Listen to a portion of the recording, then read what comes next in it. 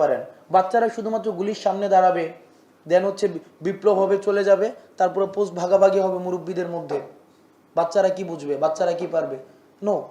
বিপ্লবে বাচ্চারা গুলির সামনে জীবন দেয় আর মুরব্বীরা পদ ভাগাভাগিতে মেতে ওঠেন বলে মন্তব্য করেছেন বৈষম্য বিরোধী ছাত্র আন্দোলনের আহ্বায়ক হাসনাত আব্দুল্লাহ।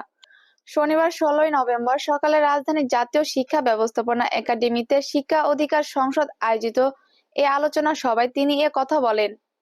বৈষম্য বিরোধী ছাত্র আন্দোলনের আহ্বায়ক বলেন, বাচ্চারা গুলির সামনে জীবন দেয় আর বিপ্লবের পর মুরব্বীরা পদ ভাগাভাগি করেন।